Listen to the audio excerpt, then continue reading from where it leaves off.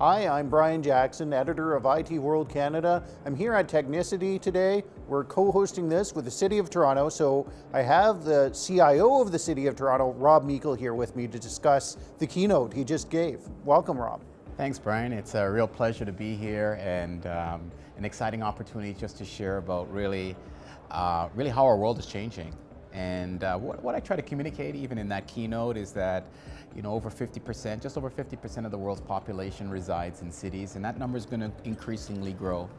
And as we see the urbanization of cities, cities are being forced to turn to digital technologies to improve the citizen experience, the business experience, drive operational efficiencies, realize financial efficiencies. And that really introduces a whole new world of how we engage citizens that live, work, and play in the City of Toronto. Yeah, we think the City of Toronto is busy today, but what we heard this morning has us imagining 1 million more residents in the city. So you can't even imagine how busy that could get, right? But while we're growing, issues of equity arise. And you made the point at the start of your keynote about digital literacy is not equal across all of Toronto. Do you want to talk a bit about that? Absolutely. So when we talk about equity, it's really underpinning our social demographic data, right, in terms of creating an inclusive, a diverse and inclusive city, because studies show that diverse and inclusive cities are prosperous cities. And so part of that inclusion is digital inclusion. And what we've found is there's a correlation to some of our socioeconomic data on some of our even marginalized communities.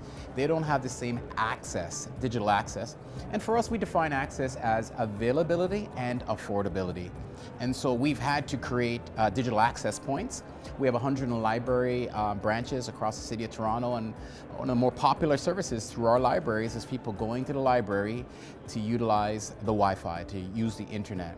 And we also did a study on that. We found that the survey showed about 25% of them don't actually have that service at their home, and 62% of them are using it for either school or for work. And so there is actually a need for these access points, but at a broader strategic standpoint, we've got to make sure we drive towards digital inclusion. Otherwise, we're going to create a digital divide. And right now, pretty well in nearly every job, every facet of life, we need to make sure that we're creating a digital literacy so we give everybody an advantage. And we cannot make sure that we segment any sort of part of our city population, but we create opportunities for them to grow and to develop. Right, and as the city is communicating more on the digital channel, I like that you're doing that work and thinking about making sure that everyone has the resources to access it, right? Yes. And you also talked about the style of communication that happens on digital. And you said that it tends to be short, like tweet length, right? Yes, and that presents challenges in itself. Yes, our world is changing, just like how urbanization, technology is changing us, but we as individuals are changing. One of the studies I read is that 10 years ago, our average attention span was 12 seconds. Now that's reduced to 8 seconds. That's 1 second less than a goldfish. And really, that's probably the truth, right? When you look at it, when you're looking for information or services, you're not gonna spend a lot of time searching. If you can't find it right away, you're on to the next one. And so we've also, through some studies, I've also learned that, especially in retail, to engage a customer or citizen, you have approximately 2.7 seconds. And in that 2.7 seconds, that approximately equates to 144 characters. What does that mean? That doesn't necessarily mean a particular tool on how you communicate, whether it be Twitter, Instagram, whatever it may be. What the real message is that we are communicating more in a short and digital manner. And so if that is how citizens and businesses are expecting us to communicate, we have a lot of information we got to communicate. How do we right size delivering information and services in those manageable short chunks without losing the meaning and the significance? That requires for us to really be inclusive. We got to talk with citizens, we got to talk with residents, we got to design our information and services from a human-centric perspective. What are you looking for? How do we help you find that?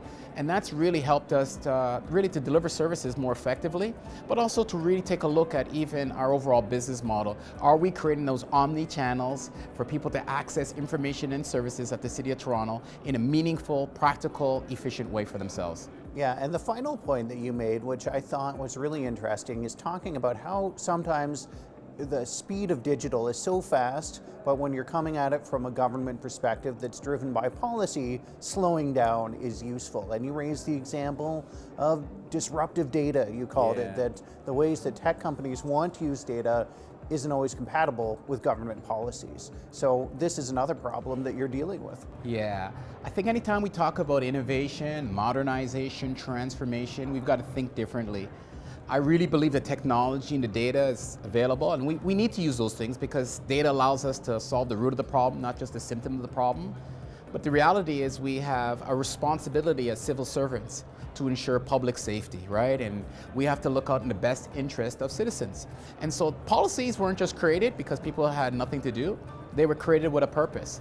The reality is the landscape of how government operates today, municipal government included, has changed from 10 years ago, from 20 years ago to 30 years ago. A lot of these technology channels that we're talking about didn't even exist back then.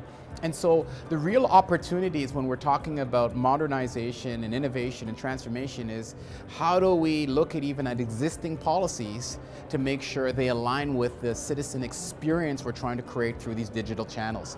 And we have an opportunity. I think data is a good one. A lot of data that's coming in. Now, it used to be the city would create data, we'd gather data, we'd store it in our data centers. Now data is residing in third-party companies and being collected by third parties. How do we put policy and governing to ensure public safety, but also service excellence? And that's forced us to really look at some of our policies. We cannot stray away from fundamental things like privacy, but we need to think differently to how do we incorporate all of this in the best interest of all the stakeholders involved. So that's gonna cause, I call that disruptive policy. Because if we had an easy answer, we would just go and do it. It really is forcing us to go back somewhat to the drawing board and look at the purpose and the intent, modernizing, changing, innovating it, and then reintroducing it so that we can continue to make the city a great place where people live, work, and play.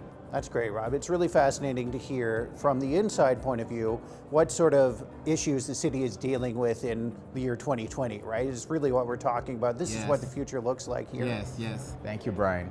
And just to add, I'm going to add a little quick one on there. I think the decisions, especially that we're living in the era when we're talking about policies, technology, and data, the opportunity for us is to make decisions that are not short-sighted, but we also think about the generations to come. We have a responsibility as civil servants, as leaders, as community leaders, as stakeholders in this world that we live in, that when we look at these things, technology, data, digital inclusion, diversity, inclusion in general, how are we making decisions that the next generation and the next generation or 3 or 4 generations will benefit from the decisions we made versus being constrained or being punished by the decisions we made. So I think that's a great opportunity. So, thanks for this dialogue. Thanks for the opportunity to share some of that. Much. And the future is exciting for us. Absolutely. It's great to hear this point of view from inside the city. I really appreciate your time recapping your keynote. For IT World Canada, I'm Brian Jackson.